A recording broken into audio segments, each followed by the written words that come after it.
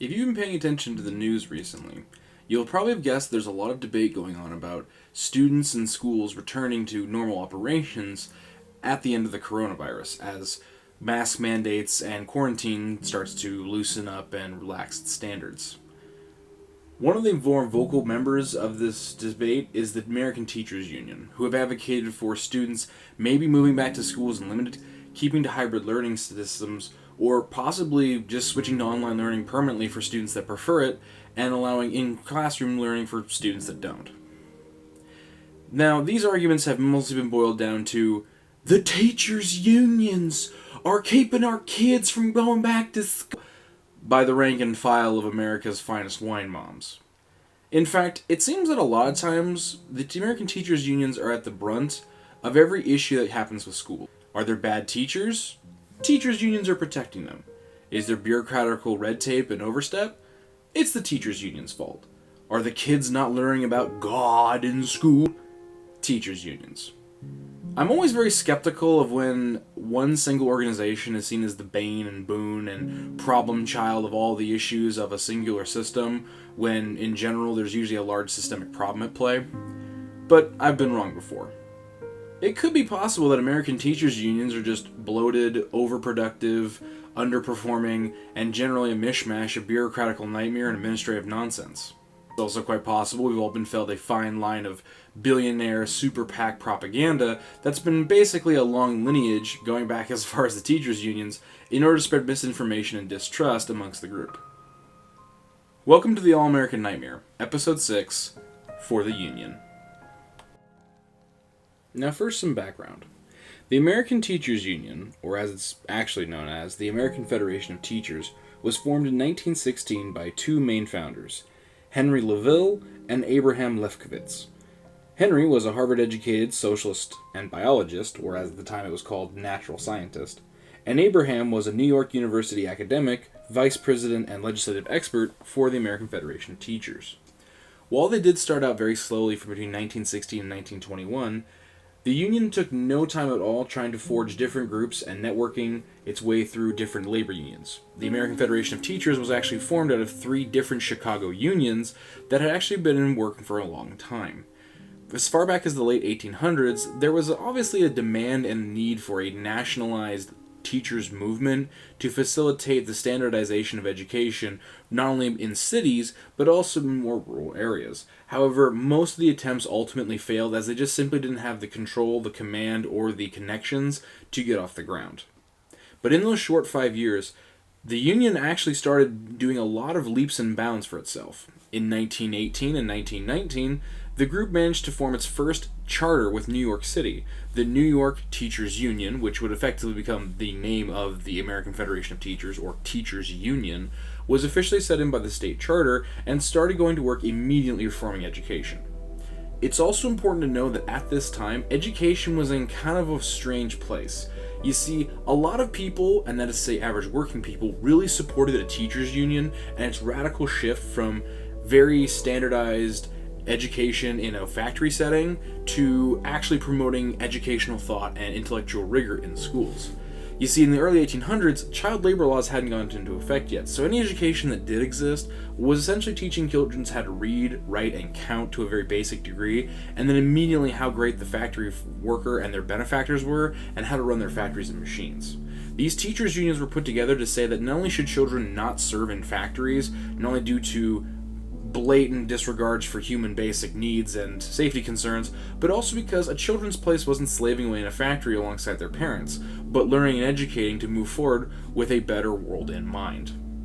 These unions were also propped up by several workers' unions. It made sense that since the parents would be in a workers' union, the children could also support a teachers' union, and that's how they got a lot of their backing and forward movement. Abraham and Henry were very smart to tie the teachers' union to the labor movement of America in the early 1900s.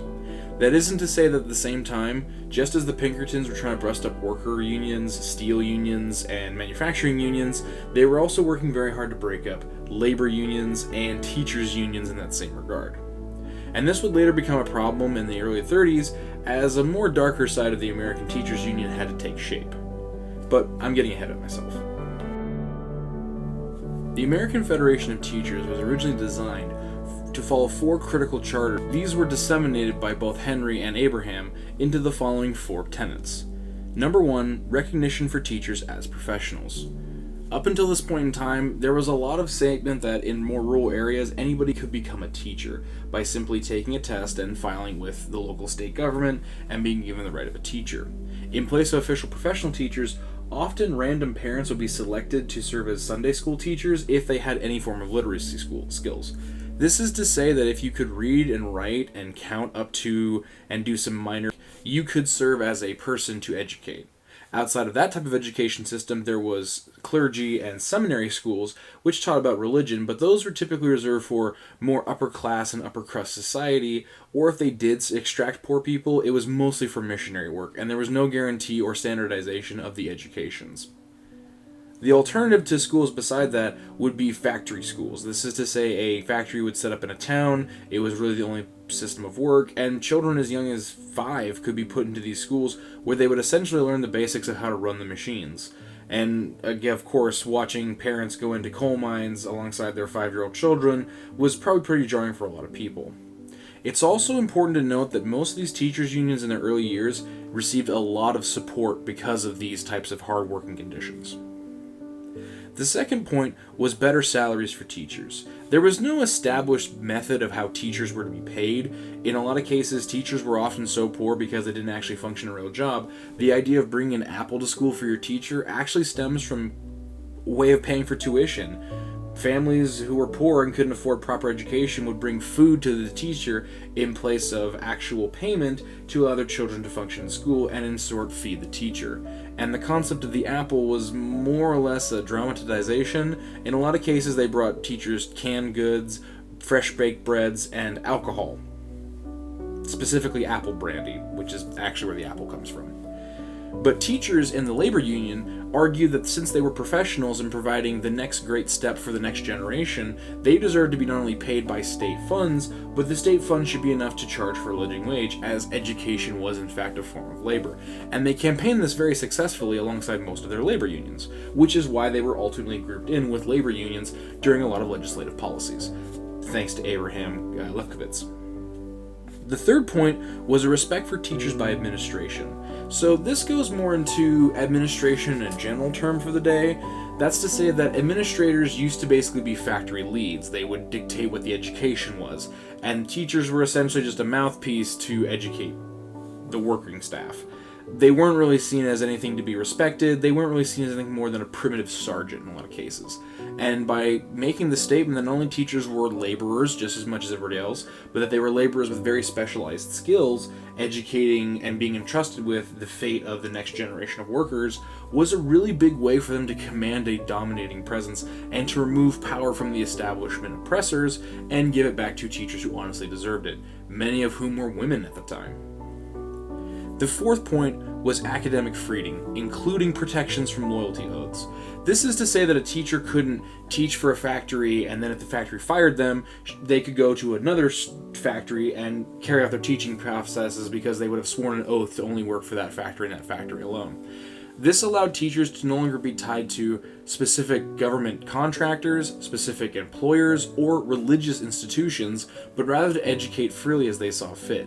Which, considering this came out in 1916 when most schools were either funded by companies or funded by religious institutions, was an incredibly radical thinking idea to allow teachers to educate students however they wished and however they saw fit within the guise of the educational academics curriculum. So now we are going to dive into a bit of the initial darker stages of America's teachers' union and later on teachers' unions in general, along with just unions, really. From 1916, at the very start, to about 1935, the American Teachers Union and the American Federation of Teachers, which at this point in time had actually bifurcated into 2 separate groups, were constantly harried by the Communist Party of America, or the American Communist Party, or, to put it in a short term, CPUSA. For years, this Communist Party constantly sought to ingratiate itself into the teachers' unions and help them write curricular policy. This is mostly drawn by the teachings of Leninist Marxism, which declare that since students and young people would be the workers of the world tomorrow, we need to instill within them the values of Leninist communism today to make sure they'd be more applicable to the rights and needs of the movement and the Secretary General as we went forward. Essentially, it was the way of saying if the movement doesn't have a fresh supply of blood, it's not going to last very long. And in a lot of cases, the Communist Party was incredibly aggressive with teachers' unions, even going so far as to assign its workers who were very predominant within labor unions over to a teachers' union to subvert through the ranks and take control. In retaliation, and that's really what it is, the teachers' union started chopping off and disassociating with various tenures and charters that had been associated with the Communist Party, and feeding them into the anti-union machines of the 1920s and 1930s. Now, this is basically considered anti-unionist or anti-communist propaganda that the teachers' unions weren't fully in support of Leninist Marxism. However, this serves a greater purpose, I feel. It's a bit like the lizard cutting off its tail so the predator will leave it alone.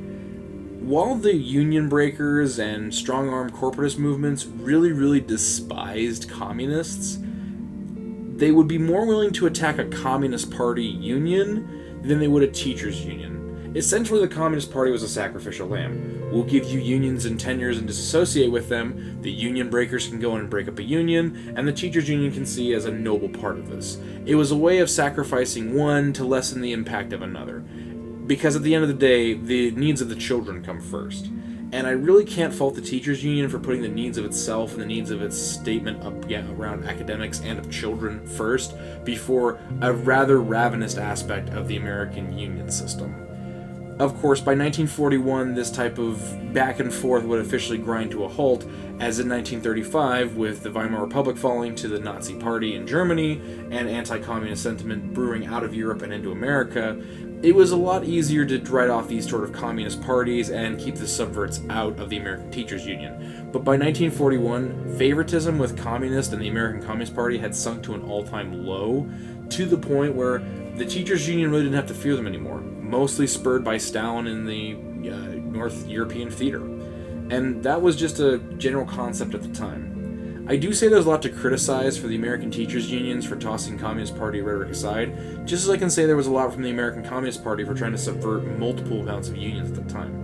It was pretty tormentuous, and I would say that the American Teachers Union made the strategically neutral, but ultimately morally correct choice in casting off the Communist Party and adopting anti-communist rhetoric in order to support itself and keep moving, as it was still growing strength at this time.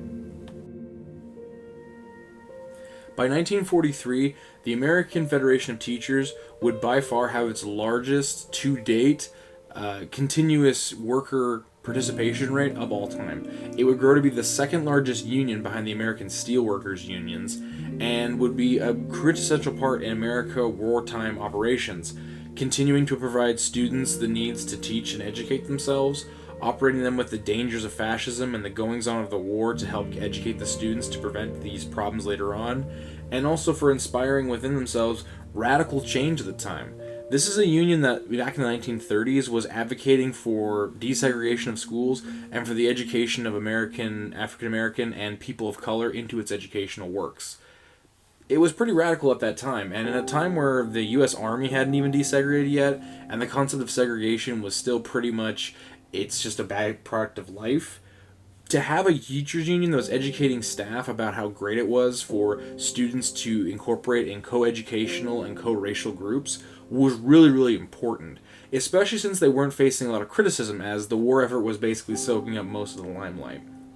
This would again double their leadership by 1972, where they would surge from 1.6 million assigned workers and contributors to the union to almost 27 million contributors to the union, before another large spike in 2012, where it would spike again for a large amount of the time. The numbers are a bit sketchy because of the way unions are represented across the state, but this is really where the teachers union gets a lot of its steam, is during the inter-period between World War I and World War II, and also during World War II it would see its largest growth in membership. And this is really when the teachers union can start enacting change. Also, the teachers' union was a big component of keeping anti-Semitic, anti-immigrant, and anti-African-American sentiments down during World War II. At the time, Italian people were seen as backstabbing traitors because of Mussolini's Italy, and the American Teachers Union advocated for a lot of Italian people in New York. American was also seen as anti-Semitic because a lot of people did support Hitler's dissemination of the Jews and extraditing of them to ghettos and mistreatment. America was a very anti-Semitic nation. The teachers' unions, being led by Andrew Lefkowitz, actually sought to support Semitic communities and Jewish stakeholders, even going so far as advocating for the United States to form pocket colonies to take in Jewish refugees. Although that didn't really go anywhere, and a lot of times it was just told the American Teachers Union was told to stay in their lane, and they mostly just aided support where they could. As far as people of color, the teachers' unions have been working on that since 1919, when they initially started with the return of soldiers from World War I. So, yeah, pretty big goings on in the 1940s, which is officially where the advocation against unions actually starts up, is in post-World War II America. Now, in the late 40s, 1946 to about 1949 specifically, after World War I had come to a grinding halt, the American teachers' unions launched large amounts of strikes. Initially, only a couple hundred strikes, to not only with their new membership skyrocketing to the point where they could support strikes, but ultimately calling for reform within the American education system. This was a call for a federal standardized system of education, the secularization of the American academic system, that is to say, a complete removal from religion from the academic system, which had started becoming an actual issue as we're going into the McCarthy age, but even before then, this was a thing. In fact, in 1949 and 1946, a whole almost 10 years before the institution of One Nation Under God and our national anthem, and the demand that the Pledge of Allegiance be said by all school children in school at all times, and on top of the McCarthy trials, the teachers' unions were the first ones to spot out that there were some fascist elements creeping into schools from the outside. And they were rightly to do so. It is pretty creepy how kids have to sing the Pledge of Allegiance every single day in schools, and that's a point that's been criticized well over and well again. Over the next few years, during the Civil Rights era, the American education system would work very hard to make sure that schools desegregated and adopted new education styles, even going so far as to critically assault the Southern Schools District, which is another kind of downside of the teachers' unions. We'll get into that in a moment, but essentially the teachers' unions are one of the bigger reasons why Southern schools suffer so heavily to this day, because they pulled so much funding from them. But this unfortunately comes to an end. You see, in the 1970s, the American teachers' unions became once again under fire as concepts very similar to what we would now call critical race theory began being taught in schools, civil rights activists were invited into schools to teach, and the American civil rights movement was coming to a heated point. And in the late 70s to early 80s, the American Teachers Union's communist roots will be brought back up by the Reagan administration to try and sow distrust amongst them, and in light of the 1980 Red Scare and the nuclear assault talks. To this end, this is really where the disenfranchisement and vitriol of the American Teachers Union starts up, and ultimately where the American Teachers Union starts seeing a lot of its power restricted by the Reagan administration and later the Bush administrations, as it was very strategically and surgically defanged, defunded, removed from power, and sown distrust among its constituents. The same people that once praised the teachers' unions for promoting radical ideas and moving in progressive trends were now calling them bureaucratic nightmares, a drain on the system, a removal of God and promotion of secularism, satanic even. Yes, in Alabama, the teachers' unions were actually accused of promoting satanic literature in school because they read Where the Red Fern Grows. Yeah, that was a court case. And this is all in light of the American Teachers Unions doing very well.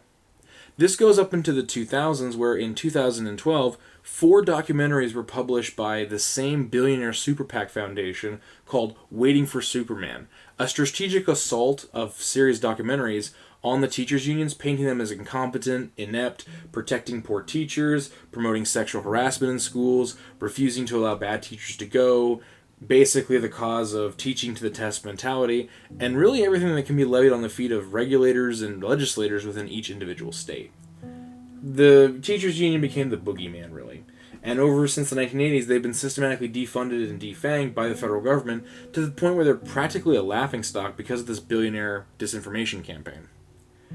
However, the teachers union is starting to grab a little bit more power as we move forward and as more attention is brought to them, especially during things like the COVID epidemic and the coronavirus panic leading up into the COVID epidemic.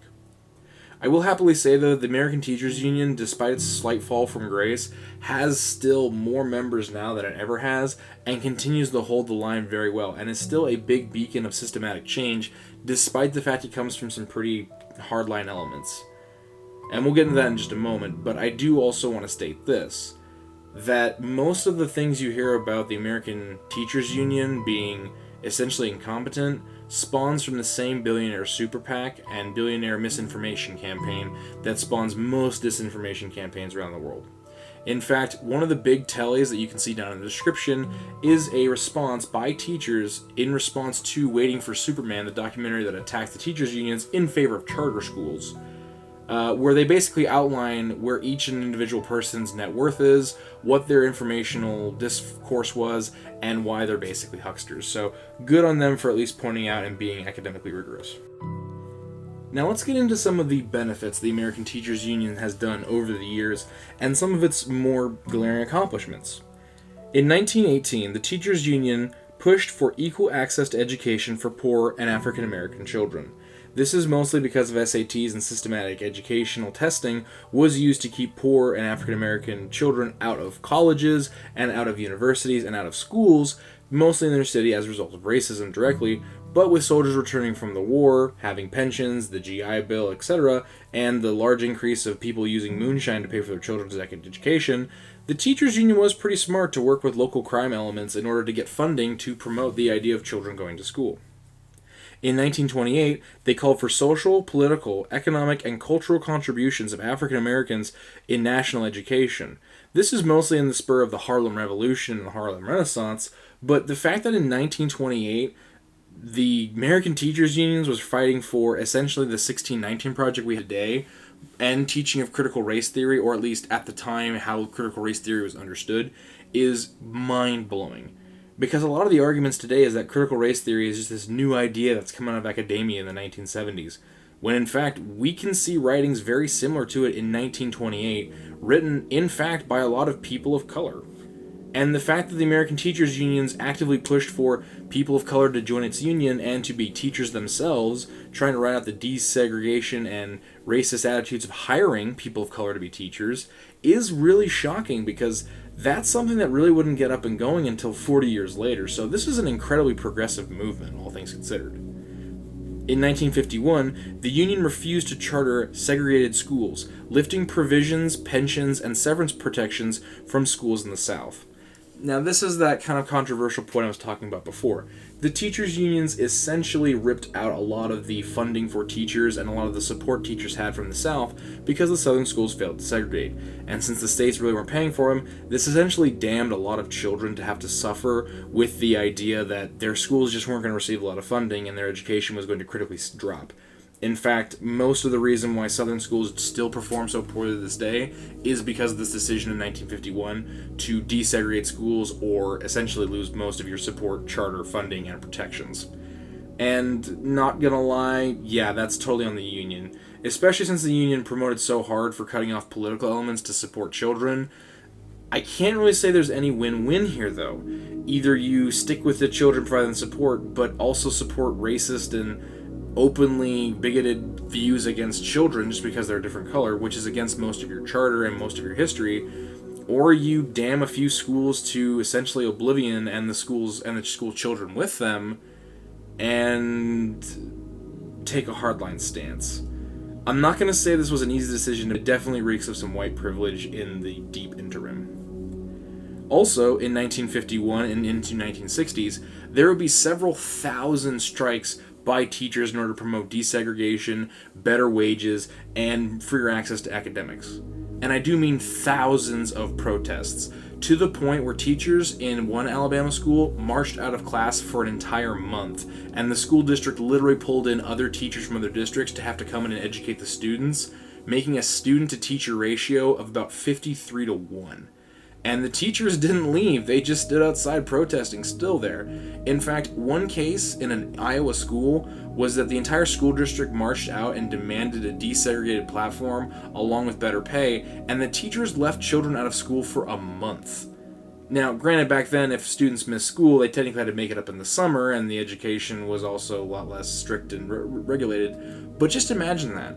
A big criticism people have nowadays is that children haven't been in school, and by that we mean they do school on the computer, but still, they haven't gone to the platform in a month. Yeah, but they still receive teaching for that year that they were out of school unofficially. These are students who would actively go to school, sit in classroom in their homeroom for more than 10 minutes, where they would have to be dismissed or moved to a different room for lack of having a teacher there, and their teachers, unfortunately, were all outside, which means that the school had to pay extra money to bus those children to a different district to have them go to school at a school that was doing it, at which point in time there was virtually nobody there, or they just had to dismiss the kids to go to school. Imagine missing an entire month of school in the 1950s. And ironically enough, a lot of political activists and just average suburbanites caved into these teachers' unions and demanded that their state legislator provide them desegregation and, if not that, better pay for their teachers. Or at least a push to desegregate within the next 5 years, which, yeah, it's deliberate speed, but it's something.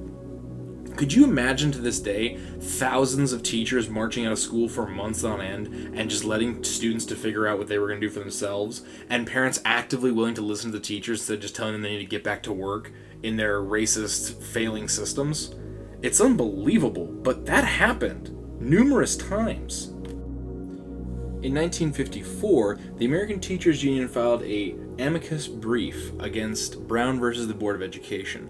For those of you who don't know, an amicus brief is essentially a process by which, if the court has any questions, they should come to the teachers' unions for expertise and information on the subject themselves. And not only do they have to come to that court first, they also have to engage in the party in good faith. This is to say that the teachers' union actively moved its various teachers and administrative staff into the Brown versus the Board of Education case and had to be the foremost experts on discussions and topics. Because they knew it was such a critical and quintessential case, this is to say that essentially the American Teachers Union filled out the grand jury for Brown versus the Board of Education in that Supreme Court case. In 1957, the American Federation of Teachers expelled all members and locals who refused to desegregate, resulting in a loss of over 7,000 members. Now, I do have to say, as much as I don't like the idea of the American Federation of Teachers having to damn a bunch of Southern, predominantly people of color, to poor education because the schools failed to desegregate, I have to give them props for saying that if you're not going to desegregate your schools and you're going to be working as a member of this union in a school that refuses to desegregate and you yourself are in favor of keeping segregation in power, you're no longer part of our union and we're stripping you from our charter. This is to say that 7,000 members, the same amount of teachers almost who marched out of schools and demanded the schools to desegregate, was kicked from the union, their pensions stripped, and their protections taken and waived, just so they could make sure that they were honestly in line with purity. And you have to have something for a union and a movement that actively kicks out members who don't follow the line on such a critical issue like all races being equal and all races being treated fairly. And it goes a long way for cutting out some of the more disingenuous elements of the movement. It's a self-cleaning movement. They didn't want toxic elements in there. And something that I think is not talked about enough with unions is the self-cleaning elements of it. So, go on the American Federation of Teachers. Kick out the racists. In 1963, they supported a walkout for the March on Washington for Jobs and Freedom. They supported the various teachers who went with both financial, legal, housing, and even transportation.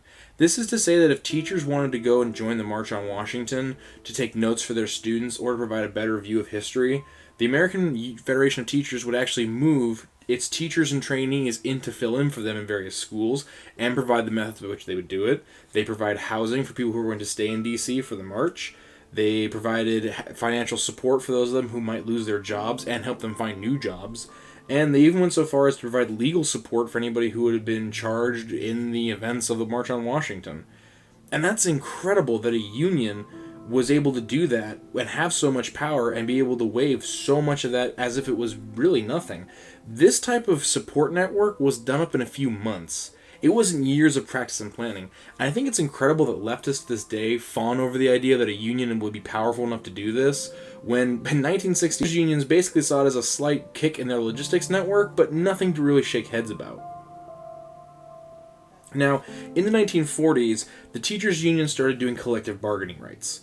By about 1970, at their peak of support and peak of power, they had an agreement for 72% of all public schools to have collective bargaining rights. Which, for those of you who don't know, most companies and most labor unions outside of the Teamsters and Steelworker mills were lucky to receive somewhere in the realm of 48% collective bargaining rights across all of their factories and foundries. And the teachers' unions had 72% control of all education, all of its administrative staff, and all of the various teaching components. That is insanely powerful in terms of a union, and still they weren't the top union. They were, at this point in time, only the second most powerful union in the entire country, and they had the highest rate of collective bargaining rights behind the Teamsters, the steelworker mills, and the railroad industry. And to this day, they still hold a lot of collective bargaining rights, even despite the billionaire attempts to destabilize their union membership and the drop in labor membership over the past 3 to 5 years. Now, unfortunately, between the 1970s and 1980s, of course, they would be slowing down and coming to a halt, and between the 1980s and the 2000s, they would systematically be being dialed back, defanged, and defunded, and public sentiment would start to drop on them. In fact, as of right now, the only big accreditation we can give to them that they've done in recent years is that in 2020, the union applied new standards and new trainings to active shooter drills. Now, for those of you who grew up in America before the 2020 new changeover, which actually happened in 2019, I started researching it, and actually grew up in post 9/11 America, school shootings were a really big problem, and for the longest time, the way to handle school shootings was to turn off all the lights, get all the children clustered up around you, and essentially hide in a corner of the room that doesn't have immediate sign of the door, so a gunman couldn't poke a gun through the door and open fire. These teachers' unions reached out to military members, former servicemen, and various other members of security detail teams to go through their schools during the summer and plan school shootings and actually carry out mock drills for how a school shooter might encapsulate themselves and how for the students to maintain safety protocols, how to fight back if need be, where to run to, how the students can basically better implement shooter drills. They also removed the idea of a shooter drill entirely. Instead of having an alarm blare off and all the students gathering together and having the alarm be the same as the fire alarm and hoping for the best, the students were actively trained on how to engage and run away from a school shooting drill. In fact, it's arguable that because of the Sandy Hook shooting and the various surge up until that point in time was the high demand for this. But kudos to the union for, instead of just assuming they knew the best way to change out children's plans and escape plans during a shooter drill, to actively go to the experts and say, hey, if you were a school shooter going to do this, how would you do it and how can we plan to get away from you? And that says a lot for the concern of students that, look, we're not going to be able to change the content and the discourse on guns, and we're not going to be able to stop school shooters, and it's just pretty much a big waste of time and space. So since that's the point, how do we better improve the chances of our students surviving? And to me, throughout the history of the teachers union, despite the fact it's not a squeaky clean record, they honestly have the best benefits for their students at heart throughout the vast majority of their operations. And you know what? I can honestly say that while I was working in the teachers unions in Seattle, a lot of the stuff I take for granted now, mainly because of my white privilege and heteronormative abilities to pass in society, I wrote off as taken for granted. Yeah, that was just expected of me. Up until I did deeper research into the subject, I had no idea the teachers' unions fought as hard and as long as they did to get us to this standard that education is today. And the fact that so many progressive policies we're just now talking about were dreamt up decades ago, almost centuries now at this point in time, and the fact that the teachers' union was pushing for a federal standard of education that promoted secular reasoning and critical thinking as far back as the 1930s is kind of unbelievable, because we just never heard about that in school, or discussed it, or even had any inclination to it. We always learned that the union was a big slobbing beast that just bumbles around and messes up everything it touches. And that's when it hit me.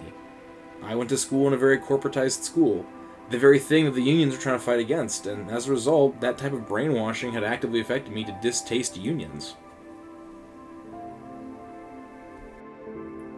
So now let's cut into the more controversial side of this. During the early 1980s and into Reagan's administration, the teachers' union was seen by the Reagan administration the same way all unions are seen by the Reagan administration. They were these horrible, stupid, pointless systems that need to be ripped down. Developments of the communist liberal system that was trying to undermine American values. But to Reagan's credit, he never actively attacked the teachers' unions in any logistical fashion, only in sideways speeches to populate his base. Rather, he had his billionaire lush fund benefactors to thank for the major assault plans.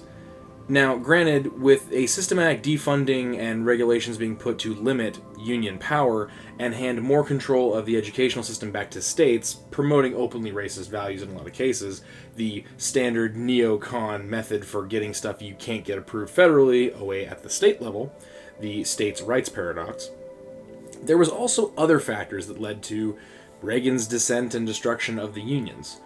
Corporatization and the cost of education was going up, so the company stepped in to fill that role. And of course, as they stepped in to fill the role, they managed to taint the system as most corporations do. But also, the evangelical Christian market was steaming up. And if evangelical Christians are good at one thing, it's getting people up in arms about social issues and a culture war. Also, someone else we're going to be getting into in a later episode, the American Pta Lobby. The PTA was essentially Reagan's right hand for moving the more Christian elements and sidewise topics that could more effectively destabilize the Union into the system proper, subverting all the usual methods the Union can go about fighting them, and more or less using the mommies to get their dirty work done. So yeah, in this case, not only are we blaming Ronald Reagan and his corporate buddies, we're also blaming the wine moms. So, fun with that. Now, this went farther as in the 1990s, the development of charter schools became a big thing. Now, I'm not going to go really deep into charter schools right now because that is worthy of a video to itself, and I haven't quite decided if I want to save that for Season 2. But essentially, charter schools started becoming a big thing as their promotion and advertising put behind them really started in the 1980s, where students would be sent of affluent families to work at charter schools, which could offer higher benefits. And this essentially led to the white run, or the white drain, away from public schools and into high-class suburbanite educational systems, leaving a lot of these public schools to be filled with people of color, where of course the suburbanites, in facing their racist subtle undertones, also aided the Reagan administration defunding them. So, thanks, white America. The reason why we have shit schools and why children suffer is not only because Ronald Reagan was an asshole, his corporate buddies were skinflints, and wine mommies just couldn't keep their hands off that third glass of Chardonnay. It was also because suburbanites didn't like black people, but racism in America, just another day. Now, this would go up until the point of 2010, where, as I said, 2010-2012, those four major documentaries would come out. They would receive hyper press, they would be promoted in most industries, and this was essentially the final nail in the coffin for the American Teaching Association. But these films had actually been developed way back in the 1990s during the Bush administration and had merely been refined and reviewed over time as they were being released systematically to attack teachers' unions in 2010 and 2012, where they were systematically facing the lowest rank possible. Also because in 2006 to 2008, the teachers' unions tried pushing LGBTQI+, or what would be LGBTQI+, educational systems into sex ed, and if there's one thing the wine moms hate more than anything else, it's the idea of women having orgasms. So, yeah. Not to mention a heavy push by the same corporate super PAC to various YouTube and social media personalities. Perhaps you've heard of John Stossel, a right-wing conservative pundit who essentially paints the American teachers' unions as nothing short of Satan's left testicle. And, of course, Reason TV, a very large and very prominent YouTube channel which actually spurred out of a conservative think tank that was promoting media propaganda as far back as the 1992 that bills itself as libertarian PBS, which is kind of funny because PBS is a public broadcasting station paid for by taxpayer dollars and supported by national treasures like Mr. Rogers, and libertarians are a bunch of sideways yahoos that couldn't find their way out of a barrel and couldn't pour piss out of a boot if instructions were written on the heel. But, yeah, go off, I guess. Anywho, the charges of these super PACs basically charged the union with being bureaucratical stagnancy, funding misallocations, dumbing down the education system, protecting incompetent teachers, promoting wayward and abnormal sexual ideologies, misidentifying children, being unpatriotic in the late 2000s to early 2000s, basically the post 9/11 generation, even going so far as having certain conservative pundits blame the Columbine shooting on the teachers' unions failing to properly educate children on gun safety and gun policy. Yeah, I kid you not, that was actually an argument someone made before the government. It wasn't taken seriously, but the fact that someone got that far, I mean, looking at things now, it was kind of hard to see the writing on the wall, but you get the idea. So ultimately, let's talk about the big elephant in the room. Do teachers' unions protect bad teachers? It's really the only drumbeat the Conservative Party has and that anti-union members have. Unions protect bad teachers. These teachers are garbage and the union lets them teach. These teachers have tenure and so you can't fire them. Blah-de-blah-de-blah-de-blah. Alright. The answer, in short, is yes. Teachers' unions do protect teachers from being fired, and as a result, teachers that are old and antiquated and refuse to update to modern systems, the bad teachers, for lack of a better word, are in fact protected under that system. But before I'm taken out of context, I want to establish the same principle I do with people who abuse welfare treatment. And by welfare, I mean state-subsidized programs that help poor people. I'd rather have one welfare queen, as it were, or essentially one person taking advantage of the welfare system, and have 20 families who actively need that support receiving aid, and just eat it with my tax dollars, than take all 21 groups and kick them off to the side, where that parasitic leeching family can go and figure something else out to leech off of, and 20 families are left out in the cold. Yes, am I promoting the fact that some teachers are overtly racist or overtly sexist or essentially treat their job as babysitting? Yes, I protect them, but only at the risk of having proper teachers also be protected. And this is also to a fact that most teachers, bad teachers, aren't even really teachers. You see, due to weird loopholes in American teaching and education policy, a lot of the really piss-poor teachers who have tenure actually end up being administrators. Yeah, there's this really weird thing, you can read more about it in the book Death of a Teacher, Birth of an Administrator, wherein most teachers now are administrators, which means they serve the administrative protocol, and therefore when categorical funding comes into effect with education, they receive money as a teacher wouldn't, but they can't be subject to the same criticism a teacher can, because technically they're administrator, but they get the same support from the teachers' unions, even though they're not technically a teacher. It's a very weird tightrope the corporates have kept very well open for a very long time. This is also paired with the fact that while the teachers' unions do have to put up with bad teachers, it's a logistical nightmare to get teachers anymore. There's just not enough teachers being pumped out, mostly because the process to becoming a teacher typically requires a master's degree, regardless of the fact that you can have a master's degree in underwater basket weaving and go teach a course in advanced biology, and it's just acceptable to most teachers groups. This paired with the idea that some states don't even do master's degrees, they do teaching certificates because there's no guaranteed federal law. And if you lose a teacher, it's not like that teacher can go out and go get a job at a different school, like with police or firefighters, where they can just move you to a different precinct. If a teacher loses their job, they have to reapply to a different school, go through the same federal background check, and an investigation is launched to become a teacher. So the chances of a teacher getting fired because of their incompetence and being rehired somewhere else is, depending on where you live, high and low. It's a logistical nightmare keeping all the teachers in check just to themselves, let alone finding new ones that qualify, and even more so trying to get people to become teachers when the funding and the treatment and the discussions are pretty shit. Everything the union fought for has ultimately been undone, and as a result, nobody wants to be a teacher, so you kind of have to hold on to the people you have rather than hope for the people you're going to get.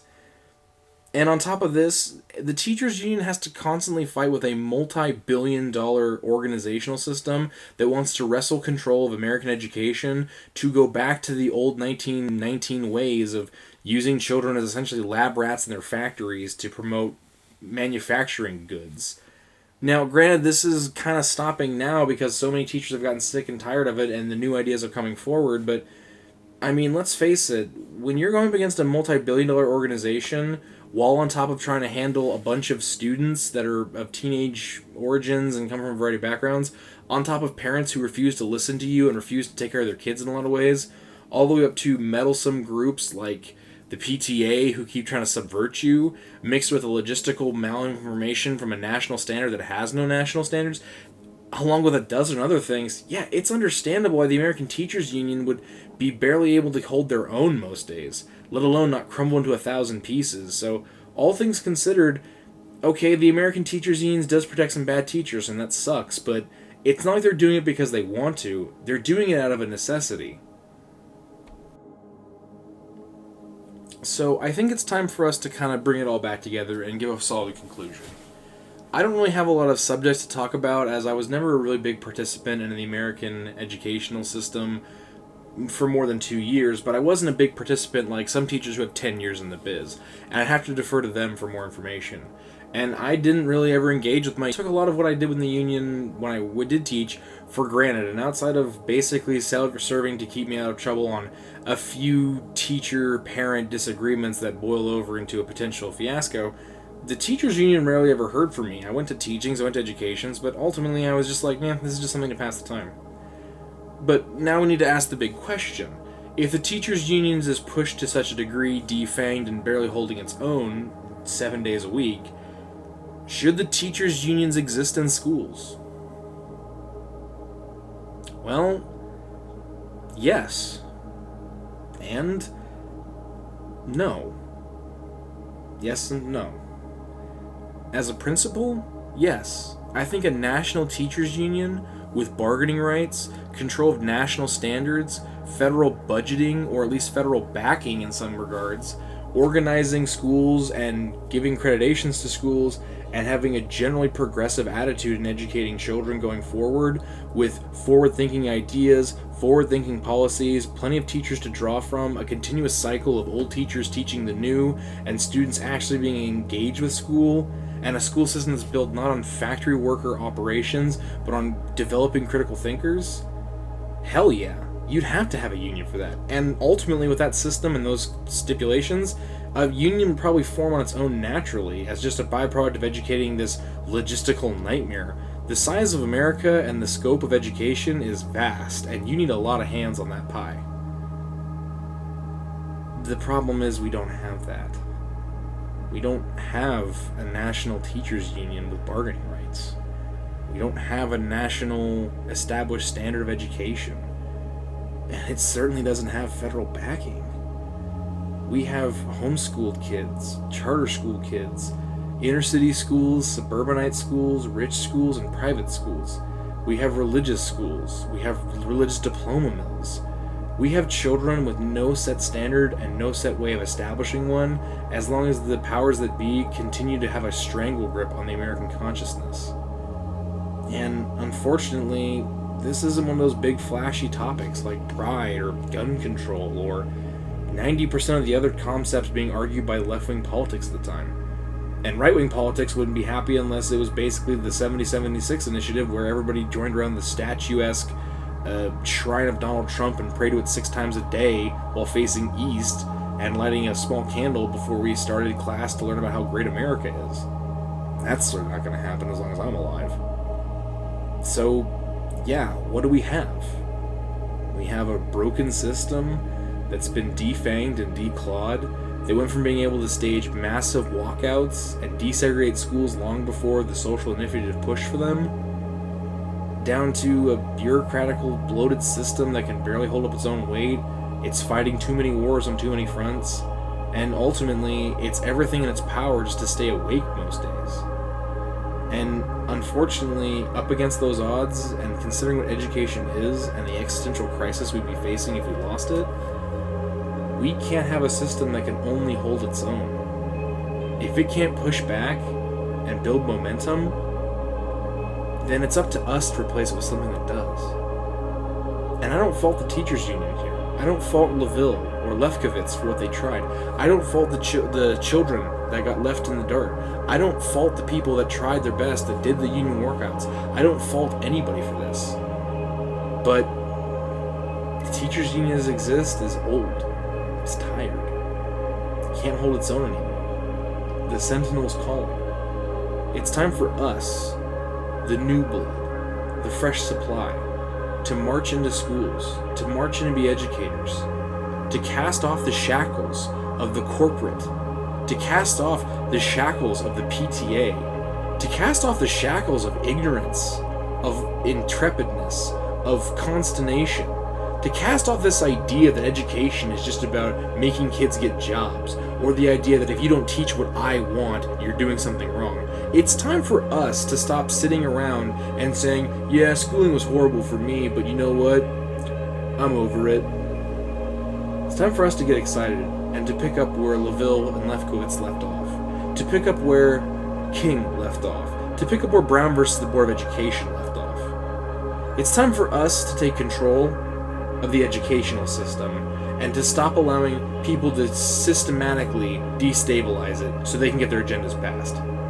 Education is an investment in our future. Without children with ideologies about progressivism, about equality, about the utility of critical thinking, and without the actual context for their history, we're nothing. And the reason why things like critical race theory are even in question is because these same billionaire super PACs decided they didn't like it and decided to call it into question. The reason why critical race theory, why the 1619 initiative is even in question is because we've had to push it to social media to find any sort of traction. And I'm sorry, but we don't get to debate the facts. We need a new union. We need participation from the youth. And we need the new ideas and the new technologies and a whole, full-sail educational revolution. And we need to tell people who have a vested interest in watching education fail, or only pumping out what they believe in, that they don't get to dictate how we raise children. They don't get to dictate what legislation we pass. It's not the job of the politician to tell us how to teach children. It's not the idea of the wine mom to not make her kids understand what white privilege is. It's not the duty of education to fault the shortcomings in what the parents fail to do. The duty of education is to build critical thinkers that move forward with the new path for humanity. And dang it, that's what I support in this. So yeah, is the teachers' union as it exists acceptable? No. But they did their damnedest, and they deserve a reprieve. My name is Zale Song, and I, for one, am for the union.